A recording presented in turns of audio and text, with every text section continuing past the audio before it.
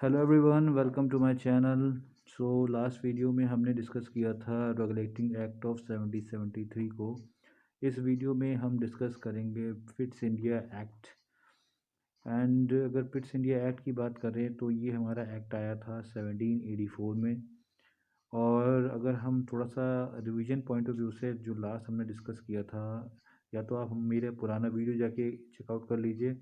Otherwise थोड़ा सा चीज़ मैं आपको बता देता हूँ कि उस वक्त जो कमेटी बनी थी, जो रेगुलेटिंग एक्ट जिनको बनाने का दायित्व सौंपा गया था, उसके जो हेड थे, ठीक है, तो वो थे हमारे ब्रिटिश के उस टाइम के prime minister Lord north. Basically इसमें हुआ गया था, जो ईस्ट इंडिया कंपनी थी उसका डायरेक्ट कंट्रोल ब्रिटिश पार्लियामेंट के अंडर में आ गया था। एक सुप्रीम कोर्ट सेटअप किया गया था कलकत्ता में 1774 में। एंड उसके जो चीफ जस्टिस थे, वो जो पहले चीफ जस्टिस थे वो थे सर एलिजा इम्पी। ठीक है, इसके अलावा जो गवर्नर जनरल थे उनको रूल्स रेगुलेशंस और ऑर्डिनेंसेस बनाने के लिए कंसेंट करना पड़ता था, किसके साथ? सुप्रीम कोर्ट के साथ।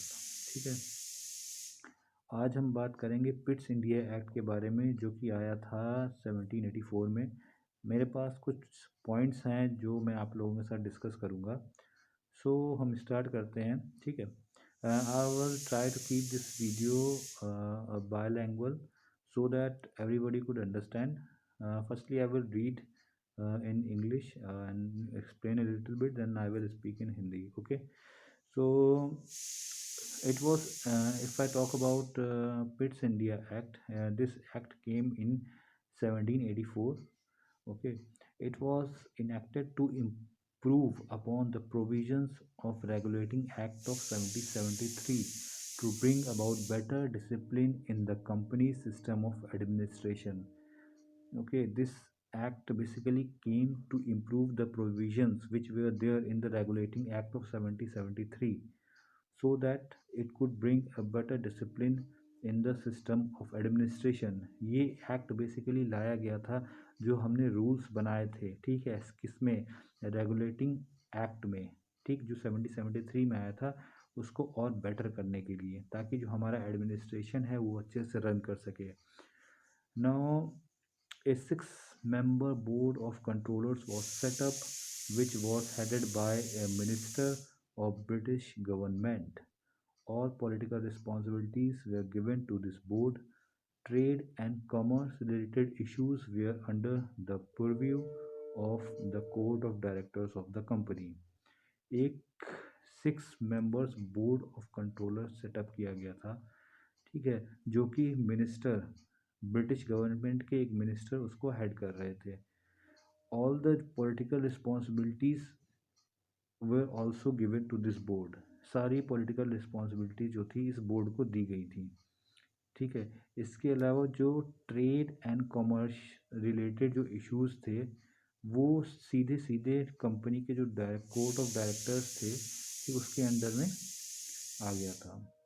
इसके बाद provinces had to follow the instructions of the central government and governor general was empowered to dismiss the failing provincial government.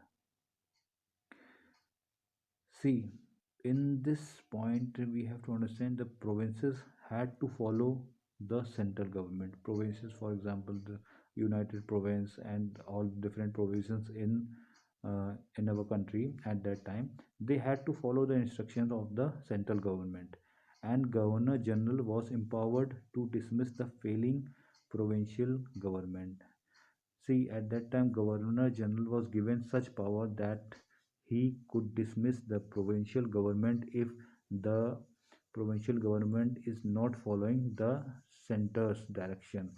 उस टाइम गवर्नर जनरल को ये अधिकार दिए गए थे कि अगर प्रोविंशियल गवर्नमेंट केंद्र की बात नहीं मानता है तो वो उसको डिसमिस कर सकता है।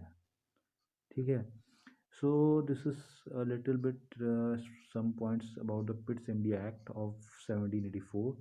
Now we will understand a little bit of about Charter Act of 1793. अब हम थोड़ा सा डिस्कस करते हैं चार्टर एक्ट जो आया था हमारा 1793 में। क्रोनोलॉजी को थोड़ा सा इसमें ध्यान रखिएगा। पहले आता है रेगुलेटिंग एक्ट 1773 में, देन उसके बाद पिट्स इंडिया एक्ट जो आपका आया 1784 में, इसके बाद आया charter act 1793। So let's see what's there in this act, what this act says. This says main provisions of the previous acts were consolidated in this act. जो भी मेन प्रोविजंस थे, the main provisions of previous acts were regulating act and Pitt's India act were consolidated in this act. Which act? Charter act of 1793, इसमें मिला दिए गए थे। ठीक है, इसके बाद this act provided for the payment of salaries of the members of the board of controllers from Indian revenue.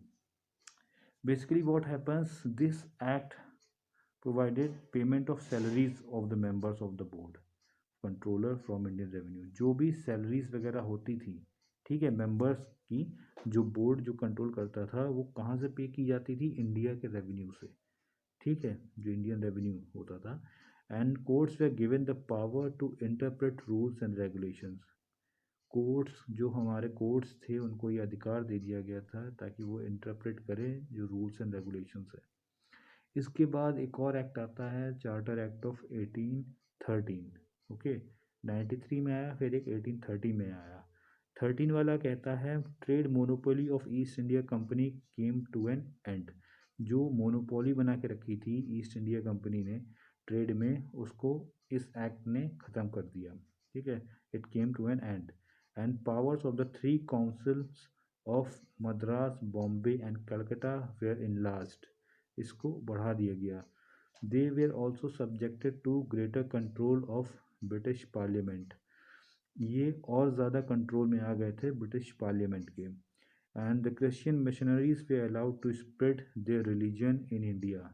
ये एक इम्पॉर्टेंट पॉइंट हो सकता है कि जो क्रिश्चियन मिशनरीज थी उनको अलाउ कर दिया गया था, ठीक है, कि अपने और भी जो रिलीजन को आप बढ़ावा दे सकते हैं इस एक्ट के through. They were allowed and local autonomous bodies were empowered to levy taxes.